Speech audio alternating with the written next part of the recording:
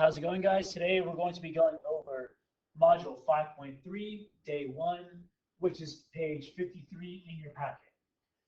We're going to be talking about solving linear systems in three variables, and when you have three variables, we're going to have three equations, okay? So, a linear equation in three variables has three distinct variables, each of which is either first degree or has a coefficient of 0, which means we're not going to have any x squareds, y squareds, or z squareds. They're going to be in the first degree, or they're not going to be there at all, which is what it means when they say it has a coefficient of 0. The three numbers that satisfy a linear equation in three variables are called an ordered triple and are written x, y, z. An ordered triple is very similar to an ordered double or an ordered pair, which is our points in the xy plane. So it has to be written in the order x, y, z. Just like a point in the xy plane has to be x then y, an ordered triple has to be written x, y, z. So we have these three diagrams down here, and we want to see how many points lie in all three points all three planes simultaneously. All right. For the first one, we see each plane is parallel with each other. They don't intersect whatsoever. We know we have 0 points lying on all three planes at the same time. On the second diagram, we see the only intersections are these lines right here. And other than that, there's no actual points on all three planes at the same time. At most, there's points on two planes at once. So that one has 0 points on all three planes. And for the third diagram, we see the intersections are right here between two planes, right here between two planes, and this line back there also between two planes only. So there's no points on all three planes simultaneously. So for all three of these diagrams, there are 0 points on all three planes at the same time. But for this diagram over here, the fourth one we have in the bottom, we're told the diagram to the left shows planes intersecting in a different way. We see they all intersect right here, right in the middle at one distinct dot. This part right here isn't in your notes, but if you want to know, the intersection forms 8 points. So let's actually just go ahead and fill that out. This isn't in your notes, but the intersection forms 8 points. And how many points lie on all three planes? In this case, we only have 1 point on all three planes. So let's keep going. Here we're given the following diagram. How many points lie on all three planes? Before we answer that, let's actually look at what the intersection is. We see the intersection is this line right here. So we know the intersection forms a line. And we're talking about lines and how many points lie on a line like that. It's actually going to be an infinite amount of points. Okay? For every 2 points you pick, I can pick one in between. That's just how numbers work. It's very confusing and not the point of this class. But the point of this is that there's an infinite amount of points in that line. So given the following diagram, how many points lie on all three planes? There's going to be infinitely many. The diagram to the left shows planes intersecting in a different way. The intersection forms a line, and how many points lie on all three planes? It's going to be infinitely many points. Okay? So let's keep going, and now we're going to talk about how to actually solve a system of three linear equations. There's two ways to solve it. You can use substitution or you can use elimination. We're going to go over substitution first, and then we'll go over elimination afterwards, okay? So when we're doing substitution, what we're going to do is we're going to solve one equation for one variable, and we're going to plug that variable into the other two equations. For instance, in this problem, I'm going to solve for y in the first equation just because the coefficient of it is 1. It's going to be very easy to solve for. Okay, so if I solve the first equation for y, I end up getting y equals positive 2x minus 3z plus 20. That's what my y equals for the first equation. So now that I know what my y equals for the first equation, I'm going to go ahead and plug it into the other two equations. And we can do that since all the y's, z's, and x's are all the same thing. So we can go ahead and just plug in the y into the other two equations, and we get two other equations. Okay? So for the second one, we can plug it in, and we get negative 3x plus 2 times our y over here, which is 2x minus 3z plus 20 plus z equals 21. Okay, so we're going to distribute out that 2, and we're going to simplify it down as much as we can by adding like terms. So let's distribute out that 2. We get negative 3x plus 4x minus 6z plus 40, right? We just distribute that 2 out, and that's what we get. Plus z equals 21. Now we're going to add like terms. Negative 3x with the 4x gives us a positive x. Negative 6z with the positive z gives us minus 5z. And we're going to minus the 4 over to the other side of the equation. So x minus 5z equals negative 19. 21 minus 40 is negative 19. So we have this equation right here. We're going to go ahead and box it up for now because we'll come back to it later. So now we're going to take our y value and plug it into our third equation. So we have 3x minus 2 times our y variable, which we said was 2x minus 3z plus 20. And we're going to add 3z. Forgot the 3. So plus 3z. All of that equals negative 9. So same thing as before, we're going to distribute that negative 2 out. We get 3x minus 4x plus 6z minus 40 plus 3z equals negative 9. We're just distributing that negative 2 out. We're going to add like terms now. 3x minus 4x is negative x. 6z and 3z is 9z. And we're going to move that 40 over to the other side. So negative x plus 9z equals positive 31. Negative 9 plus 40 is positive 31.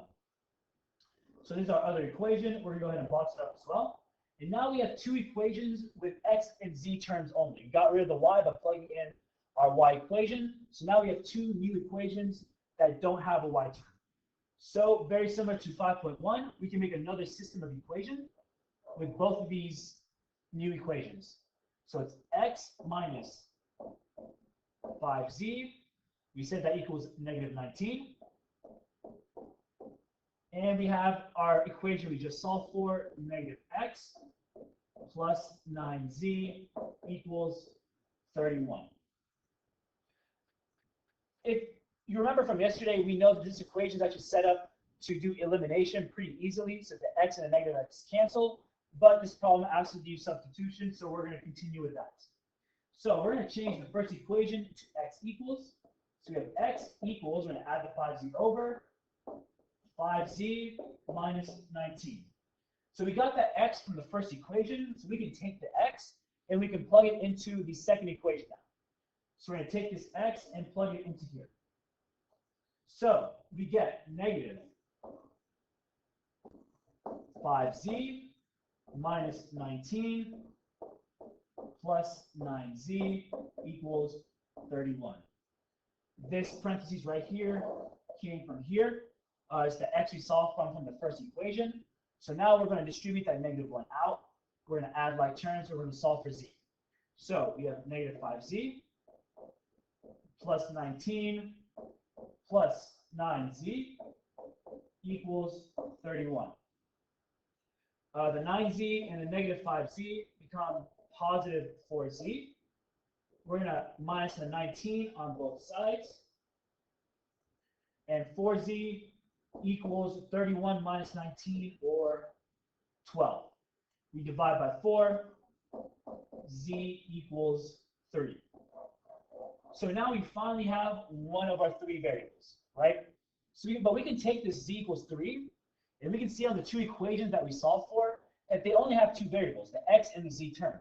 But now that we know what our z term is, we can plug our z back into either one of those 2 equations, and we can solve for x pretty easily. So I'm going to use the first one, x minus 5z equals negative 19. So x minus 5z equals negative 19.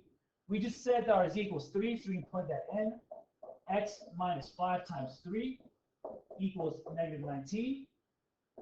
5 times 3 is 15. We can add 15 to both sides. And we get x equals negative 4.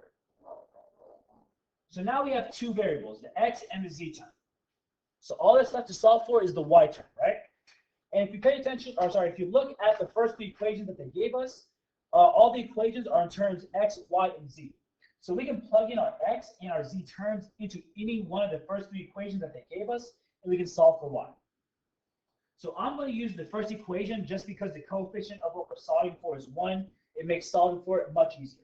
So we have negative 2x plus y plus 3z. All of that equals 20. And I'm going to plug in our x and our z terms. Okay? So we get negative 2 times negative 4 plus our y, which is what we're solving for, plus 3 multiplied by 3. Since we said z equals 3, and that all equals 20. Negative 2 times negative 4 is, sorry, it's a positive 8 plus y plus 3 times 3 is 9, and that all equals 20.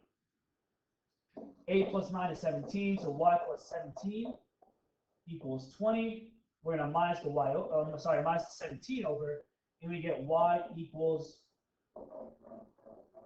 3. So now we have our 3 points. We said y equals 3. We said x equals negative 4. And we also solved for z, which we said was 3. So we have our 3 terms. All that's left to do is to put it in an ordered pair. So we're going to scroll all the way back up to where we began, and we're going to plug in our solution there. Our x, we said, is negative 4. Our y is 3, and our z is 3. Remember, it has to be in the order x, y, z. That's the correct way to put it. You have to put it that way, or it won't be correct. Let's go on. I'll leave number 2 for you guys to do on your own. We're going to post the completed key online, so you can double check your work with that. But we're going to go on to looking at elimination. Okay? For elimination, it's going to be very similar to what we did yesterday. Yesterday and what we just did, we're going to use elimination to get 2 new equations with just 2 terms to solve for our x, y, and z terms. All right? So let's stop talking about it. Talking about math isn't all that helpful. And we're going to go ahead and we're going to solve this system of equations. So what I'm going to do is I'm going to take the first equation, which we said is x plus 2y plus 3z equals 9. And I'm going to take the second equation, which is x minus 4y minus z equals negative 7. Right? And what we want to do is we want to eliminate one of the 3 variables. That's what our goal is with elimination. To eliminate one of the variables, so we're left with only 2 variables, which makes solving for those variables that much easier. We see the coefficients of x are the exact same, so that's what we're going to eliminate. We're going to eliminate the x's. And to eliminate the x's, we're going to subtract the second equation from the first. So we get x minus x, which is 0. 2y minus negative 4y becomes a 2 plus 4y, or a positive 6y. 3z minus negative z becomes 3 plus z, or 4z. Even 9, sorry about that, 9 minus negative 7 becomes 9 plus 7, or 16. Okay? Well, it actually looks like I did the first and the third, not the first and the second. So let's go ahead and fix that. Sorry about that. I'm not sure how I did that, but it's the first and the third. Okay? So our first equation with the third, so we minus the third from the first, that's what we get. And we see that the coefficients of 6, 4, and 16 are all even, and we can reduce it. You don't have to do this step if you don't want to, but I highly recommend it just because it makes solving for the variables that much easier. If you can simplify it, please always simplify it. It will only make your life easier. So we're going to divide everything by 2. So we get 3y plus 2z equals 8. Right? This is pretty much as simple as we can get it. So we're going to box this up because we're going to come back to it later. So now we're going to go back and use the first and the second equation, which I should have done from the beginning, but it's not that big of a deal. So our first equation is again x plus 2y plus 3z equals 9. And our second is x plus 3y plus 2z equals 5. Same thing. We want to cancel out a variable, but not just any variable. The first time we did elimination, we cancel out the x's. So our goal is to also eliminate x on the second time we do elimination. We want to cancel out the same variable both times. So since those two equations, we're going to make a new system of equations with them, and we only want to deal with 2 variables. Okay, so we're going to cancel out the x's again, and it's going to be the same thing. We're going to subtract the second from the first. So get x minus x, which is 0. 2y minus 3y is negative y. 3z minus 2z is negative z. And 9 minus 5 is 4. Right? Don't know why I'm messing up so much. We're going to back that up a little bit. 3 minus 2 is positive z. So it's negative y plus z equals 4. 3 minus 2 is just positive 1. So we have negative y plus z equals 4 as our second equation. So now we have 2 new equations, and we see they're both in terms of y and z only. So what we're going to do is we're going to make another system of equations like we did before. So we get negative y plus z equals 4, and 3y plus 2z equals 8. So we have 2 systems of equations, and what we want to do now is we want to do elimination again to deal with only one variable, solve for that variable, and we can go back from there. So what we see here is that we don't really have any coefficients or any variables that cancel out really evenly right now, but we can play with the equations to make it so they can be eliminated. For instance, for the first equation, what I'm going to do is I'm going to multiply the first equation by 2. And when I do that, I get negative 2y plus 2z equals 8. So I multiply everything here on the top equation by 2. And that's what I get. And I'm doing it by 2 since I'm trying to eliminate the z's. And the coefficient of that z is 2, and the coefficient of the first z is 1. And to go from 1 to 2, we multiply by 2. So when I do that, I get negative 2y plus 2z equals 8. And I'm going to bring down the second equation. That one does not need to be changed. So 3y plus 2z equals 8. And now I have 2z and 2z. They can be canceled out by subtracting the second from the first. So negative 2y minus 3y gives us a negative 5y. 2z minus 2z just gives us 0. That goes away. These cancel out. And 8 minus 8 is 0. So negative 5y equals 0, or in other words, y equals 0. Divide by negative 5, 0 divided by negative 5 is still just 0. So now we know what our y value is. Our y is 0. So now that we have our y, we can plug it back into one of these 2 equations we have up here. It doesn't matter which one you want to use. We can plug it in, and we'll get our z. So I'm going to use negative y plus z equals 4. So negative y plus z, let me double check that. Yep, it's negative y plus z equals 4.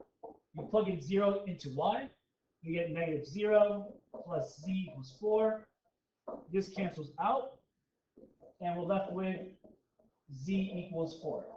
So now we have our y value, we have our z value. All that's left to solve for our x. And the only equations that have x are the first 3 equations that we're given. So we're going to plug in our y and our z into any of the 3 equations, that they gave us. I'm going to use the first one. It doesn't really matter which one you use. But if we use the first one, we have x plus 2 times 0 plus 3 times 4 equals 9. 2 times 0 is just 0. That goes away. 3 times 4 is 12. So we have x plus 12 equals 9. We're going to minus 12 on both sides. And 9 minus 12 is negative 3. So x equals negative 3. So our answers that we said x equals 3, y equals 0, and z equals 4. These are our 3 variables that we needed to form our ordered triple. And now that we have them, we can go all the way back up to the solutions, to the solution blank, and we can put that in there. Negative 3, 0, 4. And remember, it has to be x, y, z. And that is what our solution for that problem would be with elimination. So there's one more example to do. Same thing. I'm going to leave that for you guys to do on top of the homework. So you can go ahead and get started. You can go ahead and do that. You can double check your answers with the completed key we'll post online. And other than that, guys, good luck.